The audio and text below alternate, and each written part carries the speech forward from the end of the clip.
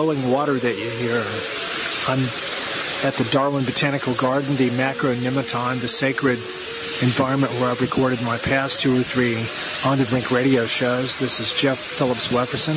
This is On the Brink Radio, broadcast number 208, being recorded on the 20th of July, 2017. This show is in honor of Tawaiwaia dreaming. In ancient Maori, that means realm of the beautiful waters. It's an expression that we learned from Barry Brailsford, the Waitaha spokesperson and author and historian on the South Island of New Zealand. My former partner Elizabeth Verstraeten and I made a little film by that same name here in Darwin in 2010, which you can see on our website. It consists mostly of footage of water that we shot at Litchfield National Park and here in the Darwin Botanical Garden.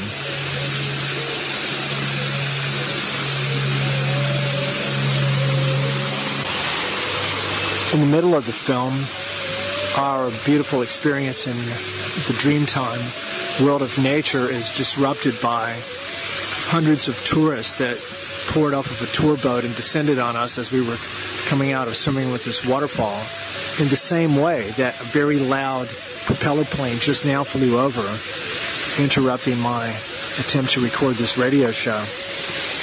Part of the paradox of the being here now on Mother Earth. This show is all about water, the sacredness of water and the magic and the essentialness of... It's not like life requires water. It's like water has given birth to life. Sometime in the next few days or weeks here in Darwin, a very important celestial event is going to happen. It's called the Heliacal Rising of Sirius. Heliacal is the adjective form of Helios, meaning the sun. So heliacal rising means when a star or other object rises along at the same time as the sun. So the star Sirius is about 12 light years away. It's a blue giant, I think younger than our sun, and a bit bluer in color. It's the brightest star in our heavens, but it's not the closest star. But by virtue of the fact of it being the brightest star, if only for that reason alone, just purely visually and optically, as well as the possibility of there being esoteric level, energetic, metaphysical, spiritual connections between our star system and Sirius and the possibility of planets there.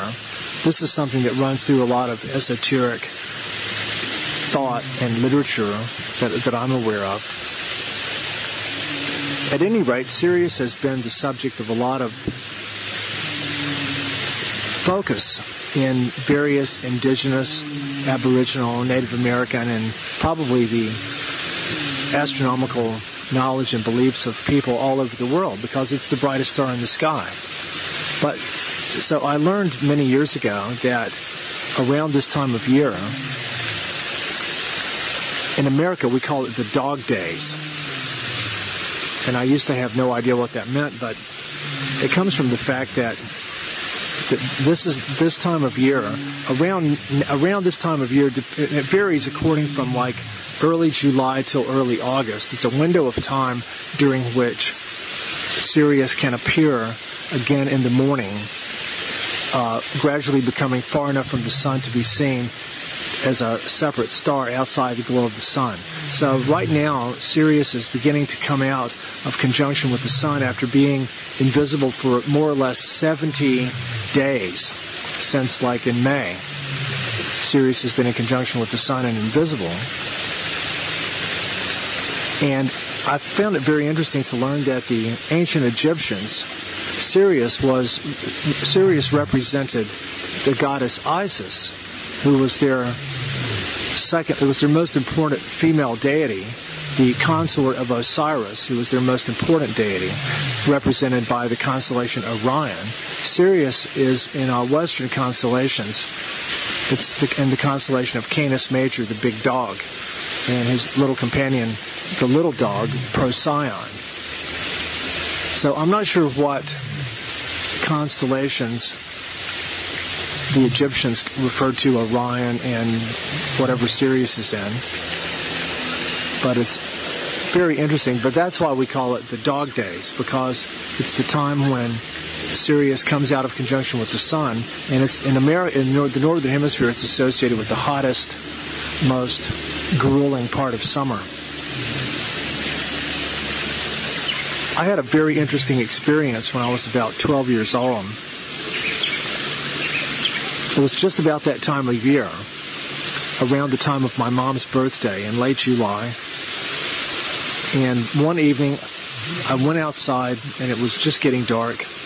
And I looked up and saw the stars, but it was like some kind of, I don't know, it's completely impossible to describe it in words, but it's like some kind of ethereal magic energy came down and touched or contacted me, not physically, but mentally and spiritually. And it was like a breath of awakening and it was quite sudden. It was like all of a sudden it just happened in a few seconds, and I just go, oh my God. It was like this ineffable experience of all of a sudden going like, wow, who's out there? Somebody's there. Or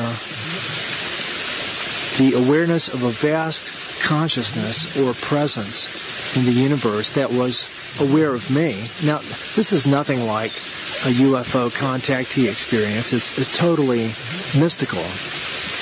But it was very, very profound and had a very deep effect on me, because from then on, I became very, very, very aware of the stars, of the heavens, the night sky, and I became very interested in astronomy. I became an avid amateur astronomer, which led to my wanting to become a professional astronomer at the time I went to college. So this was a very powerful turning point in my life. Well, this would have been the late 60s. About a decade later, when I was in college, still following this path, this spiritual calling that I really felt drawn to pursue, my physics lab instructor in college turned me on to the writings of a scientist named Dr. John C. Lilly. And he was very well known for his early neurophysiological and neurobiological work with dolphins to try to understand who they are. And I've talked about him at length on some of my shows, but I felt a continuity of that same cosmic calling that I had felt from the stars around the time of year of the dog days, which I later learned to be the time of the heliacal rising of Sirius. That same spiritual calling was ringing through from Dr. Lilly's work on trying to understand who the dolphins are as fellow beings and looking at them as a form of a true extraterrestrial intelligence. I could devote several whole shows just to the work of Dr. Lilly. I won't do that now, but I became really compelled to become involved with his work. And so in 1978, I went out to California and did a workshop with the Lillys at the Esalen Institute. And then in 1980, I moved out there and stayed for a while.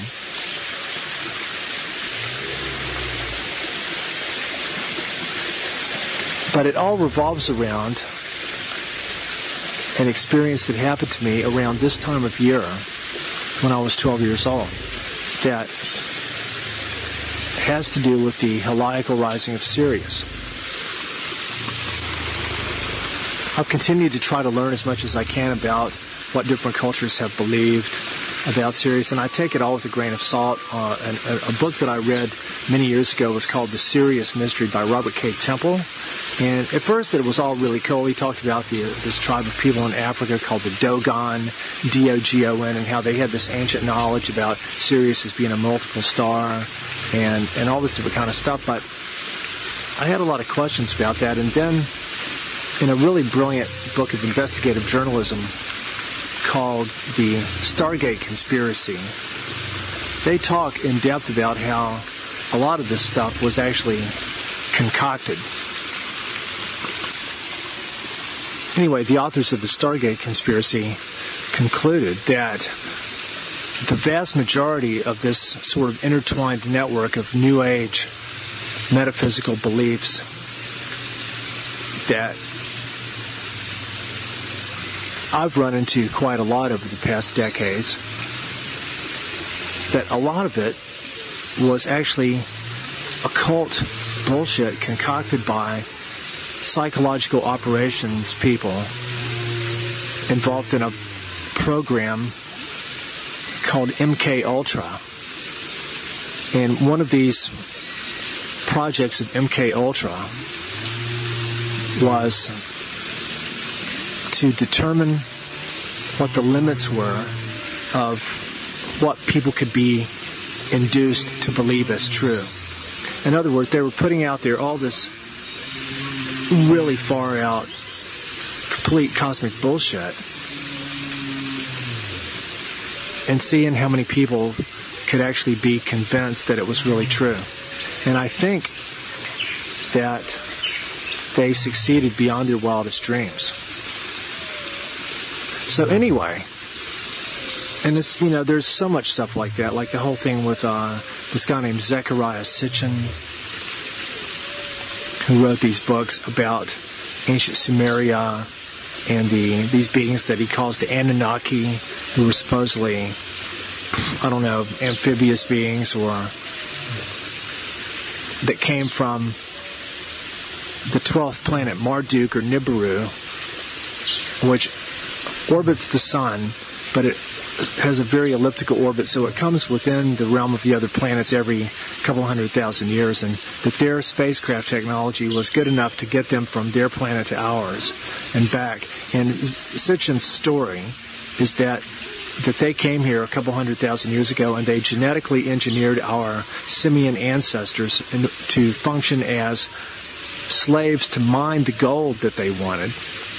Then they left us here, and due to a rebellion between one of the brothers of the Anunnaki who helped us to achieve our independence, we sent the Anunnaki packing. But there's still factions of humanity that persist in wanting to mine the gold and wait for them to come back to get it and probably get their big fat paycheck. Anyway, it's a good story, but I don't buy it because it's very similar to the origins of the Mormon religion, or what they call, in Utah, they call it LDS, the Church of Jesus Christ of the Latter-day Saints, not to be confused with LSD, lysergic acid diethylamine, although they do have some things in common. But Joseph Smith, the founder of Mormon, supposedly came upon these metal tablets that were engraved with this writing that only he could decipher. And from that sprung the entire Mormon religion.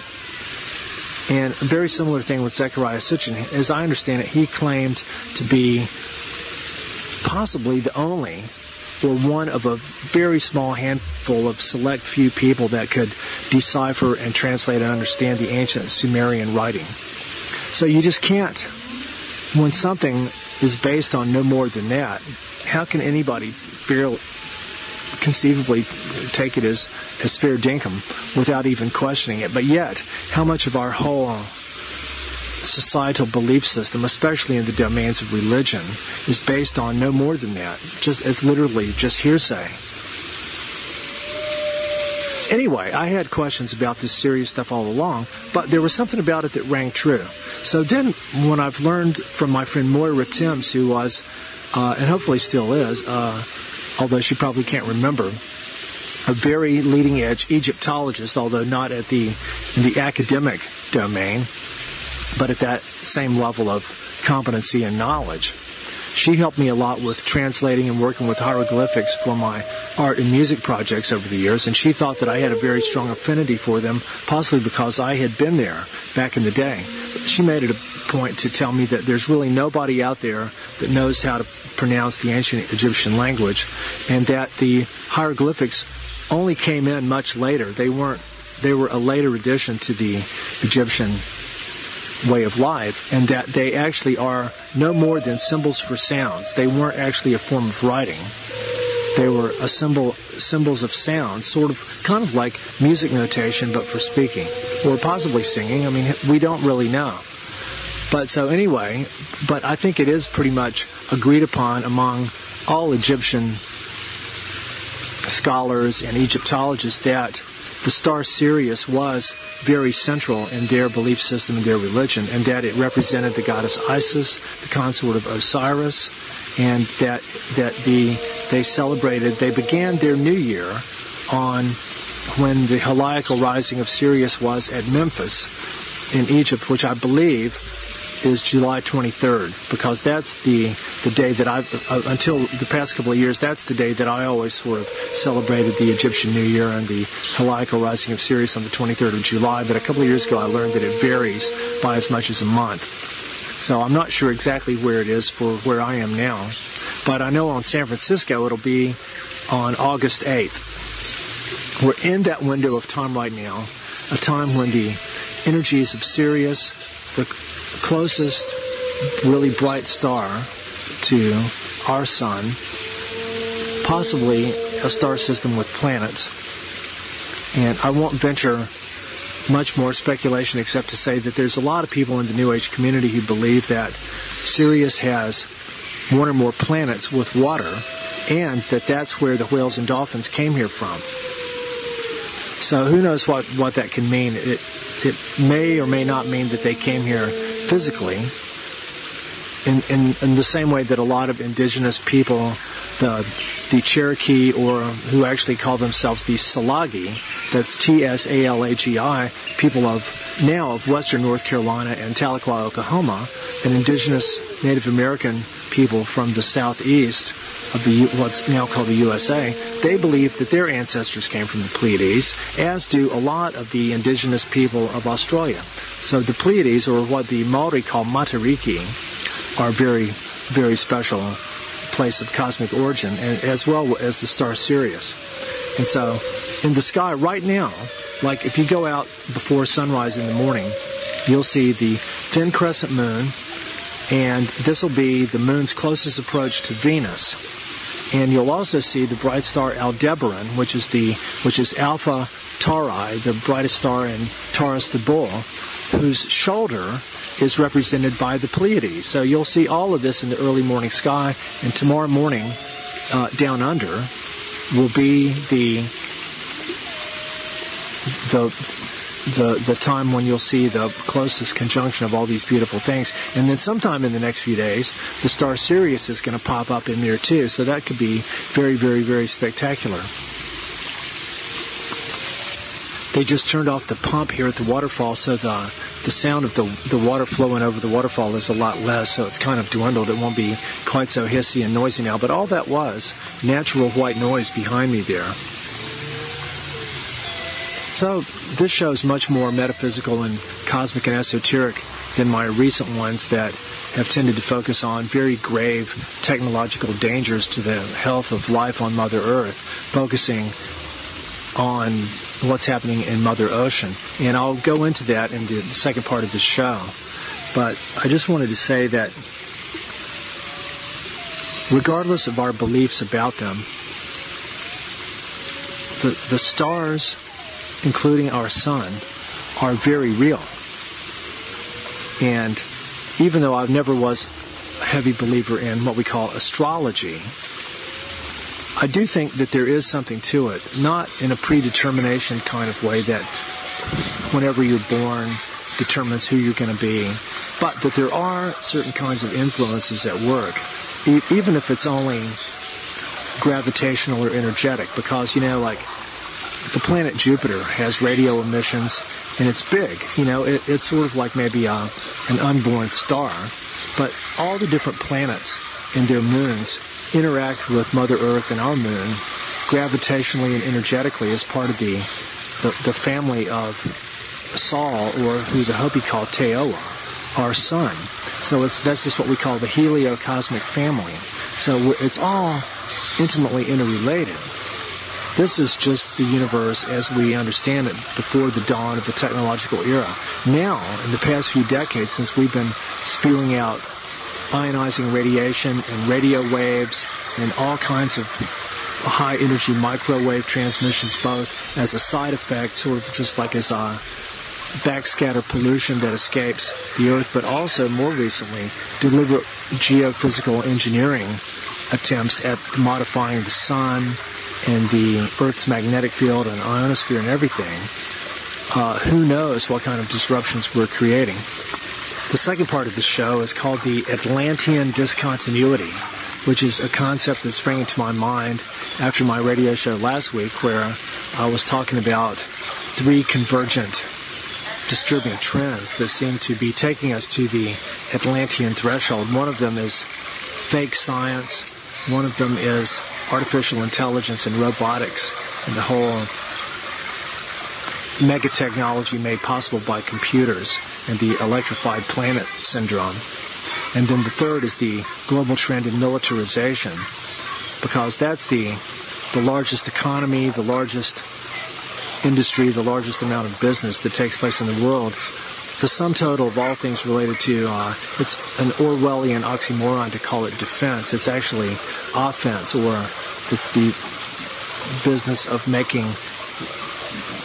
instruments of killing, technologies of death. It's the biggest industry in the world by many orders of magnitude.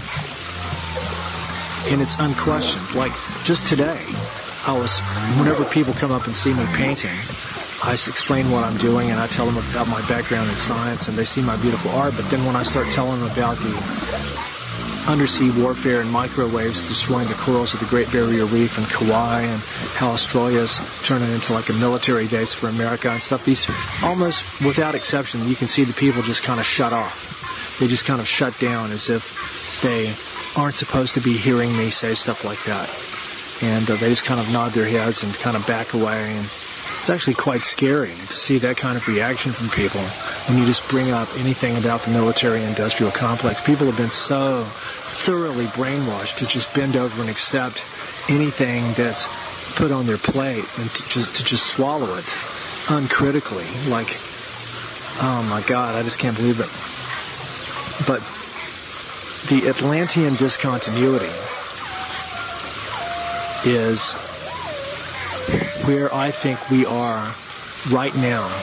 It's all based on the sort of, if you want to use the word a myth, the myth of the ancient continent of Atlantis that was in the Atlantic Ocean, and it mysteriously sank down and disappeared into the ocean many thousands of years ago. And when you look into it, we really have very little information on this. Apparently, almost all of it comes from a single story written by the Greek philosopher Plato.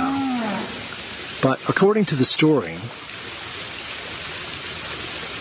Plato was told by his teacher, a guy named Solon,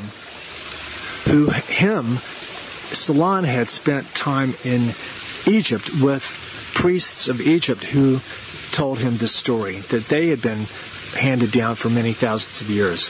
And so, as researcher Graham Hancock likes to tell it, I trust him up to a certain point with relating this information. I don't necessarily agree with his conclusions or necessarily where he's coming from as a Freemason. But he does seem to make a good point that, based on what Plato told us, that Atlantis sank about 11,000 years before the turn of the millennium, or about 12 or 13,000 years ago from now. and that he thought that coincided very closely with a major climatological era of change called the Lower Dryas, that's Dryas area, where it got much cooler globally really suddenly and stayed that way. And Hancock believes that this happened because of a cometary impact that was a fragment of Comet Encke that impacted the Earth and caused the sinking of Atlantis. It wouldn't have necessarily had to be a direct impact on the continent. It could have been somewhere else, and it could have been a giant mega tsunami, or, I mean, who knows? Who can possibly understand or model the kind of things that have happened to Mother Earth throughout all the different times that she's been impacted by extraterrestrially originating bodies like asteroids and comets. But the point I want to bring up is, in our minds we tend to think that something like that would just be a random event, like the asteroid that they say wiped out the dinosaurs 65 million years ago. People think that was a giant asteroid collision based on the work of Luis Alvarez, who got their idea from Victor Klube and Bill Napier, the British researchers who came up with that idea in the early 1970s. Again, if you look at the time frame of something like that, it wouldn't have happened overnight. And a cometary impact would be relatively instantaneous compared to even our day-to-day time frame.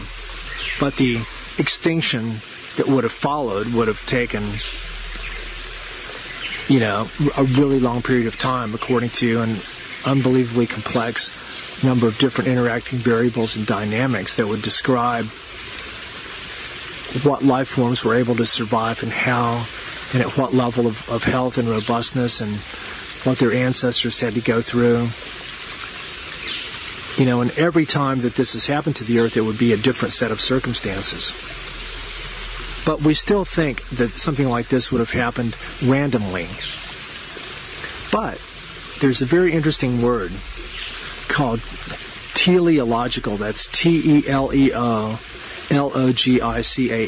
Teleology means a purposeful universe, a conscious universe where things like that aren't random, but could be, well, you could say acts of God. In the same way that supposedly primitive people, even we like to think like the ancient Greeks were primitive because they thought of gods up in the heavens that were warring or fighting or having their affairs, and they looked down on and influenced human affairs, but they had lives of their own, separate up in the sky.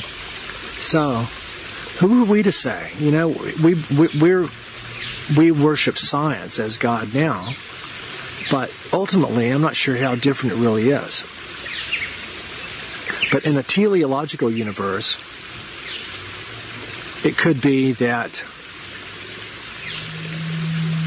Atlantis was doing things that were becoming a threat to the health of life on her continent, maybe on all of Mother Earth. And this is the point that I've been making. And apparently Graham Hancock says that Plato said that Atlantis was sunk because they incurred the wrath of the gods. So anyway, I'm offering all this stuff up as food for thought. I'm not saying that this is how it is, but it's very interesting to think of, because to me, our military-industrial civilization has crossed that threshold in the not-too-distant past. The Atlantean threshold, whereby we are surely incurring the wrath of the gods or of Mother Earth or whatever kind of guardian beings there might be. The guardian beings depicted at the beginning and the end of the film Koyaanisqatsi, that look sort of like shroud-like dark, ominous-looking spirits hovering there. You know, when we violated the Hopi prophecy of digging precious things from the land, when we crossed the radioactive threshold and started mining out uranium, those could be the uranium guardians that came out. We've unleashed all these, I'm not going to even say metaphorical, but demonic energies and intelligences, the Pandora's box that we've opened through our worship of science and technology, and allowing it to just proceed unrestrained and unfettered by any kind of common sense or oversight or sense of balance or sense of regulation and control. It's an example of what I call the acybernetic syndrome. Cybernetic comes from the Greek word kybernetes, that means the pilot or navigator of a ship. And it's the root of cyber. So cyber really means self-control or self-guidance, like the original cybernetic system was a guided missile. So cybernetics means the science of self-navigation, or the ability to do that. It's also the root word of governor and gubernatorial. So in the world of today, it's like, I call it the acybernetic syndrome, because it seems like one of the common elements that all the fuck-ups that humanity is making are based on this: a lack or a failure of self-regulation, or a lack of control. The ability to go like, look, enough is enough, we can stop here. No, we've got to keep going and do more. We've got to upgrade more highways. We've got to build more nuclear missiles. We've got to make new generations of mobile phones and networks of Wi-Fi, and we've got to have more satellites in space, and dig more mines, and put out more microwaves down into the ocean, and experiment on more life forms, and kill more animals for meat, and enslave more of humanity through the financial fraud of the modern quote-unquote economic system. We just don't know. We don't know when to say enough is enough, and it could be that civilization, by its very nature, is rooted in destruction. But the acybernetic syndrome is just crying out to us from every aspect of humanity. People with too many kids, they didn't know when to say enough is enough. I mean, everything is just a perfect example. People can't be satisfied with a small car. They've got to have a big fuel-guzzling SUV and a giant motorboat with twin outboard 450-power motors. This is the kind of stuff I see around Australia all the time. Anywhere in Western society, it's not going to be any different. So I think we've crossed the Atlantean threshold, and that I personally feel that a major planetary discontinuity is in the works. Through whatever means it's going to happen, I believe that through messages and information I felt the dolphins transmitting to me over the past couple of years, that it's going to be a comet or asteroid impact that's going to do it. I'm not saying this is definitely for real, but it's my intuition. And I really feel, day by day, I experience more and more of the dire koyaanisqatsi that we're creating. And it seems like the vast majority of people that I'm around have no idea. And the more scientific time and energy I spend in trying to quantify koyaanisqatsi, especially with respect to what we're doing to the ocean and our family in the ocean, the more I have a great, profound disdain for la-la landers and materialist consumer mentality people. I'm no longer in the realm of the beautiful waters. I'm now in the realm of Grandmother Arboreus giganteus, the giant tree here at the Darwin Botanical Garden, the first big tree who invited me to come and be with her when I first came here, I guess about a month ago now. But I'll conclude this show by sharing my beliefs about the Atlantean discontinuity.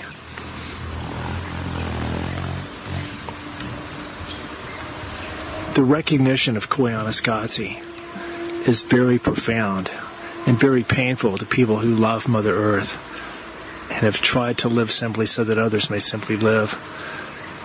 I would say that the vast majority of people that I know or have any connection with are completely oblivious to this war that our civilization is waging on Mother Earth.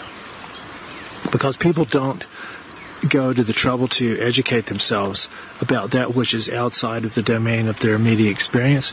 And even though this is secondhand information, if you weren't there, it's stupid and ridiculous and ludicrous for people to walk around thinking that anything they don't know about doesn't matter or doesn't affect them, because we do have the ability to sort of figure out stuff that is going on. Like, a big part of what I do is trying to map out the existence and the operations and the impacts of the global military-industrial juggernaut, with particular emphasis on its effect on marine life in, on, and beneath the ocean.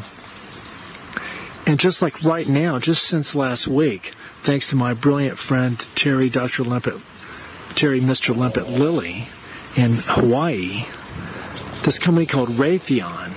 I mean, if there's one company, one transnational corporation that's propelling us into the Atlantean discontinuity situation, it would be Raytheon, because they're behind HARP, they're behind all the undersea warfare electronics of the U.S. Navy, and also DARPA. They're behind nuclear missiles, and they're actively claiming to aspire to control or dominate the entire electromagnetic spectrum, the entire world beneath the waves.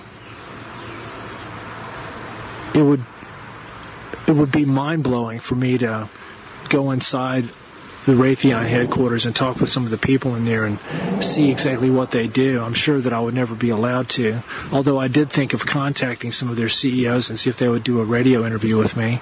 But then all I would do is identify myself as a nemesis of the military-industrial complex.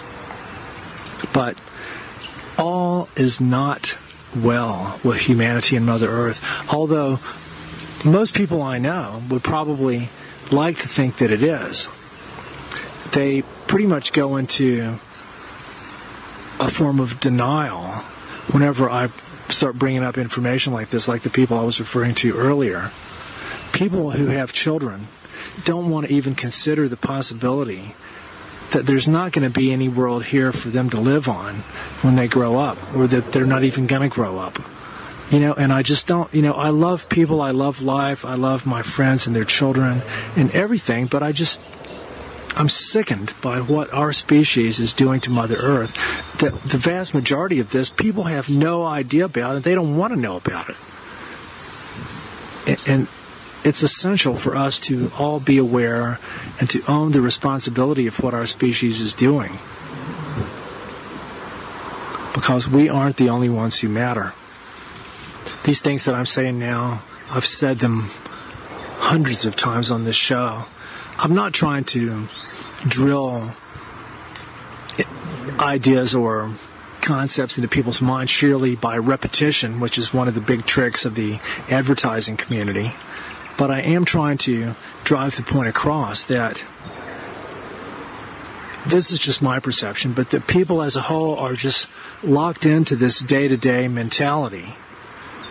They're worried about their cars and their family and their house and their holiday and their money. Oh, and did I say money? That people are definitely obsessed with that, especially here in Australia. But few people that I know even want to hear about all this heavy stuff. The eschatological framework, the teleological possibilities, the Atlantean discontinuity, even the more esoteric, metaphysical, cool stuff about the possible spiritual and metaphysical connection between Sirius and the Earth and the Sun, and the relationship between the ancient Egyptians and the connection with the whales and dolphins, which I didn't really even get to talk much about. But I really feel like, in honor of Dr. John C. Lilly, one of his most profound, I'll call it an insight, not just a vision, was his view that a major battle is taking place on Mother Earth between the forces of water-based life, which is life as we know her, and the forces of what he calls the solid-state entity, an electronic intelligence based on silicon and electronics that has come to being on this planet because of us, but that it exists on other worlds and that it's been using us through means of its own below our level of awareness in order to construct it. And it's been influencing us to wage war on each other and to wage war on life as we know it, which is exactly what the whole military-industrial complex is doing, from ionizing radiation, genetic engineering, microwaves, the whole climate change scenario. Really, all that is, in this brilliant article in Natural News that I've just been posting, the whole climate change agenda is literally, clearly, a war on, first, the plant kingdom by demonizing carbon dioxide, which is the oxygen of the plant kingdom, and by virtue of demonizing and trying to bring down the plant kingdom, the whole web of life on Mother Earth. Because that's a very brilliant article. So many people have been totally brainwashed by the climate change thing. But it's just one of the many forms of warfare overtly aimed at depopulating the Earth. But really, it could be these solid-state entities' influence even on these people, unbeknownst to them, the entire military-industrial apparatus targeting the whales and dolphins as the most powerful transceivers and repeater stations for signals from water-based life coming to, out of, and through Mother Earth from other planets and other star systems that have water-based life. This was Dr. John Willey's belief, and I think his most major insight and contribution to what's actually going on Mother Earth now. So the U.S. Navy and Raytheon would be the biggest entities that are largely controlled by electronic apparatus, computers, and microwave weapons, and unbelievably sophisticated weapon systems. I mean, and we're only talking about the stuff we know about. What about the stuff that's so highly classified that we haven't even heard of it yet? I mean, that's really scary to think about. So as I ask the whales and dolphins to please continue to share with me their beautiful ancient wisdom and knowledge, and to be ever more deeply embraced by their beautiful consciousness, and to help me understand what it means to be here now as a human being on Mother Earth, to quantify Koyaanisqatsi and map out the Atlantean discontinuity, which seems to me inevitable, and it could happen any time. I mean, and to me, this is not meant to sound misanthropic, but to me, the sooner the better. The sooner the better. All these ridiculous la-la lander low phono, that's looking out for number one, mentalities of people all over the world. The sooner that mentality is just wiped from the face of Mother Earth, and along with it all the tumorous protoplasmic vessels that are allowing it to exist. This is just an observation, not a value judgment, because I love life. I want life that's in harmony with Mother Earth to exist on this planet. I want life forms who get along with each other and only take what they need and don't organize themselves in order to be destructive at ever higher levels, and who don't walk around in massive self-delusion about their superiority to other life forms, and demonstrating this by their ability to kill, maim, and mutilate it all and mount it on the wall as a trophy. This is what our species prides itself on. And we have a lot of good qualities, but they're on the back burner right now. So, who knows, as the Hopis say, the people of one heart will be guided to be in the right place at the right time when the day of purification happens. But there's no guarantee that the people of one heart will be humans. The people of one heart could be from any species of life, as I understand it, but my prayers are directed towards the healing of Koyaanisqatsi, and may we all be inspired to do our best to transform Wasichu Koyaanisqatsi into Lolamai Kuakatsi on behalf of Mitikaye or Yasin, so that the people of one heart of all the kingdoms of life might be nurtured to be the seeds of the new creation. That's my most fundamental prayer that I offer every day with my flute and my sage and my cornmeal. And I send you this beautiful greeting from the macronematon of the Darwin Botanical Garden here, where in the spirit of Tawaiwaya dreaming, the realm of the beautiful waters, where I've been blessed to be embraced by the spirit of water-based life here in the top end of Australia, the Dreamtime ancestors, the spirits of the whales and dolphins who are believed to have taught the indigenous people of Australia originally how to become people. I believe this. And to honor the Heliacal rising of Sirius, the beautiful dog star representing the goddess Isis, soon to be visible in the morning sky, symbolizing the flooding of the Nile and the rebirth of life and the eternal continuity. And so through the Atlantean discontinuity that can heal Koyaanisqatsi, may Mother Earth experience a renewed continuity of life in honor of the beauty and power of life, and not its utter degradation and destruction, which is what humanity is responsible for right now. This is Jeff Wefferson signing off on the Brink Radio, broadcast number 208. Go swim in some beautiful water and get wet and honor your inner cetacean.